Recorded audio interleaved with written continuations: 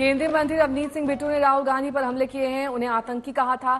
अब उनके उस बयान पर लड़ाई और ज्यादा गर्मा गई है क्योंकि कांग्रेस और बीजेपी में लेटर वॉर शुरू हो गया। पहले कांग्रेस अध्यक्ष मल्लिकार्जुन खड़गे ने पीएम को चिट्ठी लिखी। आज जेपी नड्डा ने खड़गे की चिट्ठी का जवाब देते हुए हमलों की बौछार कर दी। उन्होंने लिखा कि आखिर किस आधार पर खड़गे राहुल गांधी का बचाव कर रहे हैं। राहुल गांधी देश विरोधियों के खिलाफ मन साझा करते हैं, पाक परस्त से गलबैयां करते हैं, आरक्षण छीनने की मंशा रखते हैं। बीजेपी अध्यक्ष ने याद दिलाया कि किस तरह कांग्रेस के नेता लगातार पीएम मोदी को टारगेट करते रहे, उन्हें गालियां देते रहे। जेपी नड्डा ने गिनती गिनाई और यहां तक कहा कि कांग्रेस की ओर से अब तक पीएम मोदी को 110 बार गालियां दी जा चुकी हैं।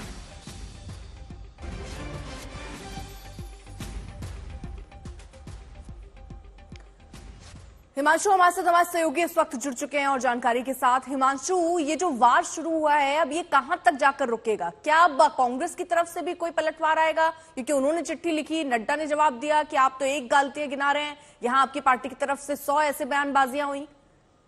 देखिए, बिल्कुल ये वार पलटवार जो है मुझे लगता है चलता रहेगा, क्योंकि रवनीत सिंह बिट्टू ने जिस तरीके से कहा, राहुल गांधी को आतंकी कहा, मल्लिकार्जुन खड़गे ने प्रधानमंत्री को पत्र लिखा और रवनीत सिंह बिट्टू के ऊपर कार्रवाई करने की मांग की। उन्होंने कहा कि एक नेता प्रतिपक्ष के लिए आतंकी कहना कितना खतरनाक है लोकतंत्र में। और उसके बाद जेपी नड्डा जो भारतीय जनता पार्टी के अध्यक्ष है, उन्होंने चिट्ठी लिखकर ये कहा कि राहुल गांधी को आप बचाने की कोशिश कर रहे हैं। राहुल गांधी ने सदन के अंदर खड़े होकर ये कहा था प्रधानमंत्री जो है उनको डंडे से पीटा जाएगा, उनकी पीठ पे डंडे मारेगी जनता। और प्रधानमंत्री को लेकर 110 बार चाहे वो सोनिया गांधी हो, राहुल गांधी हो, या कांग्रेस के अन्य नेता हो, दिग्विजय सिंह हो, के सुरेश हो, तमाम लोगों ने जो है आपत्तिजनक और असंसदीय शब्दों का प्रयोग किया है, जिसमें अपमानित करने का प्रधानमंत्री को काम किया गया है। ये कहा कि उनकी कब्र खुदेगी। तमाम इस तरीके के आरोप जो है जेपी नड्डा ने लगाए। उन्होंने कहा सोनिया गांधी ने उन्हें जो है मौत का सौदागर कहा था। राहुल गांधी को आप बचाने की बात मत करिए।